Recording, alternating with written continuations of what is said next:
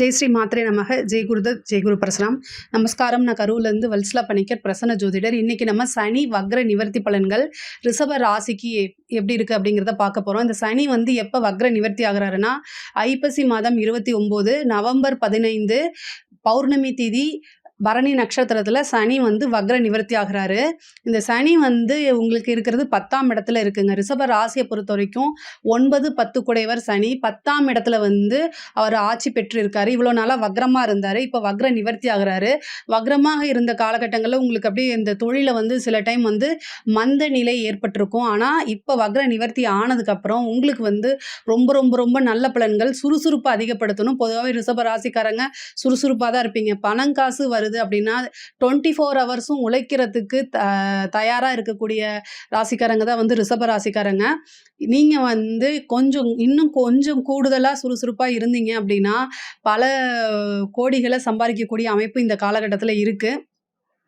சனி 10ஆம் இடத்துல இருக்கிறதுனால தொழில இருந்த அந்த தேக்க நிலை, அந்த சுறுசுறுப்பு இல்லாமல் மந்த நிலை, இது எல்லாமே நிவர்த்தி ஆயிரும். தொழிலில் நல்ல வருமானம், நிரந்தர வருமானம் உறுதியாக உண்டு. புதுசாக தொழில் ஆரம்பிக்கிறதுக்கு இந்த காலகட்டம் ரொம்ப நல்லது. சனி 10ஆம் இடத்துல இருக்கும்போது தொழில் ஆரம்பித்து அந்த தொழில் வாழ்நாள் ஃபுல்லாக நிரந்தரமாக இருக்குன்னு சொல்லுவாங்க. ஸோ தொழில் புதுசாக ஆரம்பிக்கிறதுக்கு நல்ல அமைப்பு. அதுவும் இல்லாமல் ரிஷப ராசியில் உங்களுக்கு குருவும் இருக்கார். இதுவும் ஒரு சூப்பரான அமைப்பு. இந்த டைமில் புதுசாக தொழில் தொடங்கலாம். அதே மாதிரி பார்ட்னர்ஷிப்பும் உங்களுக்கு கிடைக்கிது. அதாவது பிஸ்னஸ்க்கு முதலீடுக்காக பார்ட்னர்ஷிப் ஏதாவது தேடிட்டு இருந்தீங்கன்னா இந்த காலகட்டத்தில் உங்களுக்கு பார்ட்னரும் முதலீடோட கிடைக்கிறதுக்கு உண்டான வாய்ப்பு இருக்குது. இல்லை நீங்கள் பணம் மட்டும் முதலீடு பண்ணிவிட்டு பார்ட்னரே பார்க்க சொல்கிறேன்னா அந்த மாதிரி இருக்கக்கூடிய அமைப்பும் இருக்குது. அதே மாதிரி உத்தியோகத்தில் பல நன்மைகள் உண்டுங்க. ரிஷபராசிக்காரர்களுக்கு உத்தியோகத்தில் பல விஷயங்கள் நடக்க போகுது. நீங்கள் மெயினாக கவனமாக இருக்க வேண்டியது உங்கள் ஹெல்த் சம்மந்தப்பட்ட விஷயங்களில் ரொம்ப கவனமாக இருக்கணும். அதே மாதிரி பேசக்கூடிய வார்த்தைகள்லேயும் கவனமாக இருக்கணும்.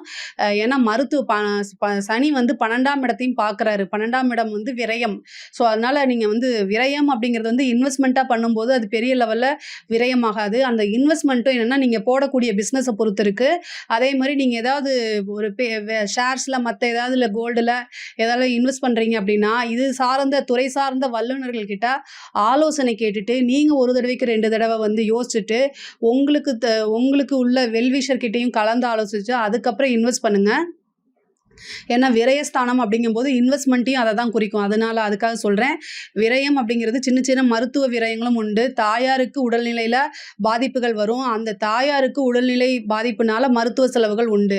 அதே மாதிரி வீடு கட்டக்கூடிய அமைப்புகள் இருக்குது. உத்தியோகத்தில் இருக்கவங்களுக்கு நல்ல சேலரி இன்க்ரிமெண்ட்டு, பதவி உயர்வு, ஒரு இடத்துலேருந்து இன்னொரு இடத்துக்கு டிரான்ஸ்ஃபருக்கு நீங்கள் ட்ரை பண்ணிகிட்ருக்கீங்க அப்படின்னா அந்த டிரான்ஸ்ஃபர் கிடைக்கக்கூடிய காலகட்டம் தான். தொழில் ரீதியாக மாற்றங்கள் உறுதியாக உண்டு.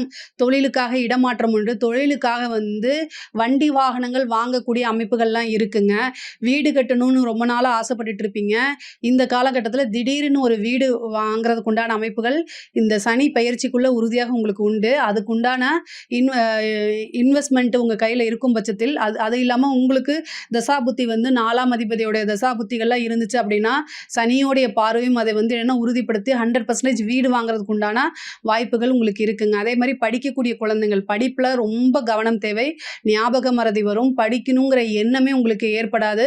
ஸோ பொதுவாகவே ரிஷபராசிக்காரங்க ஓரளவு கொஞ்சம் படித்தாலே அதை வச்சு எழுதி நல்ல ஸ்கோர் பண்ணக்கூடிய அமைப்புள்ளவங்க. பட் ஆனால் என்னென்னா இந்த காலகட்டத்தில் படிக்கக்கூடிய எண்ணங்கள் வராது. சிந்தனைகள் வேறு பக்கம் போகும். விளையாட்டு தன்மைகள் அதிகமாக இருக்கும். ஞாபக சக்தி குறைவாயிடும். ஞாபக மறதி அதிகமாக போகும். சிந்தனைகள் ஒரே இடத்துல குவித்து நம்ம என்ன செய்யணும், படித்தாதான் நம்மளோட வாழ்க்கையில் முன்னேற முடியுங்கக்கூடிய எண்ணங்கள் உங்களுக்குள்ளே ஏற்பட்டால் மட்டும்தான் படிப்பில் நல்ல ரேங்க் எடுக்க முடியும்.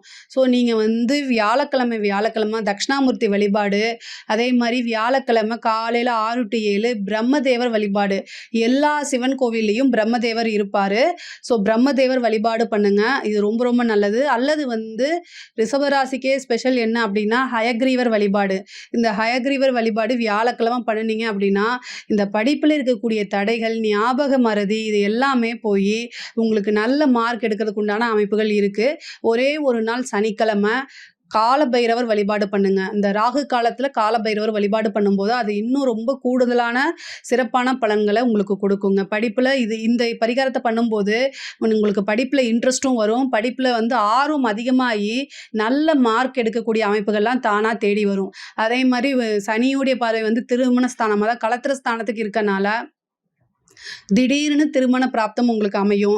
இவ்வளோ நாளா ஏதாவது ஒரு தடைகள் இருந்துச்சுன்னா, அந்த தடைகள்லாம் தகர்த்தெறிஞ்சுட்டு, இந்த இதில திருமணம் கைகூடுறதுக்கு உண்டான வாய்ப்புகள் அதிகமாக இருக்கு. பிசினஸ் சம்மந்தப்பட்ட பார்ட்னர்ஸ் கிடைக்கிறதுக்கு உண்டான அமைப்புகள்லாம் இருக்கு.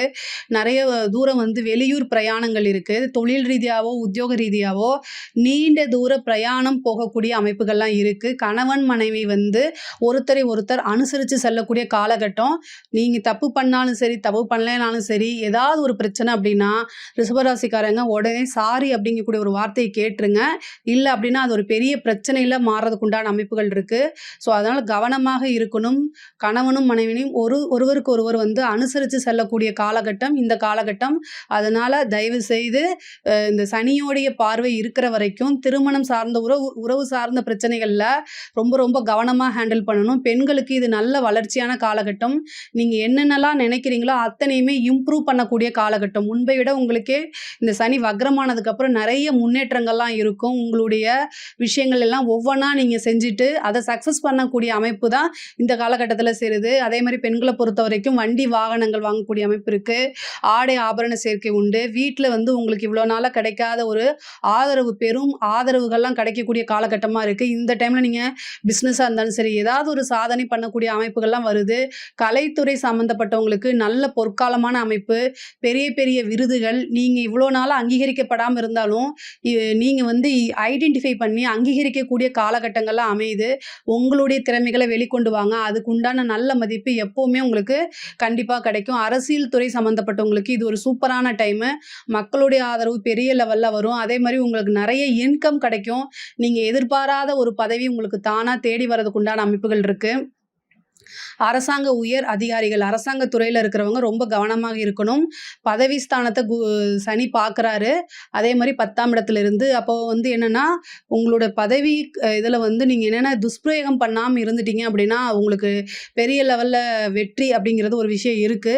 ஏன்னா சனி வந்து எப்பயுமே ஒரு நேர்மையான இது. நீங்க என்ன செய்றீங்களோ அதுக்கு உண்டான நல்ல விஷயங்களையும் குடுப்பாரு. அதே நேரத்தில தப்பு செஞ்சா அதுக்கு உண்டான பனிஷ்மெண்ட்டையும் ஸ்ட்ராங்கா குடுத்துட்டு போயிட்டே இருப்பாரு. ஸோ அதனால இந்த சனியுடைய பார்வை 4ஆம் இடத்துக்கு இருக்கனால பதவிங்கிற ஒரு விஷயத்த நீங்க காப்பாத்திக்கணும். ஆனா நல்ல விஷயங்கள செய்யும்போது அதுக்குண்டான ரெகக்னைஸும் அவர் கண்டிப்பா குடுத்துருவாரு. இந்த பொதுவாவே ரிஷப ராசிக்கு சனி வக்ர நிவர்த்தி பலன் வந்து ரொம்ப ரொம்ப அருமையா இருக்கு. இதுல ஏதாவது சந்தேகங்கள் இருக்கு அப்படின்னா கமெண்ட்ஸ்ல கேளுங்க. நான் கண்டிப்பா ஆன்சர் பண்றேன். நம்மளுடைய சேனலை லைக் பண்ணுங்க, ஷேர் பண்ணுங்க, சப்ஸ்கிரைப் பண்ணுங்க. நன்றி, வணக்கம்.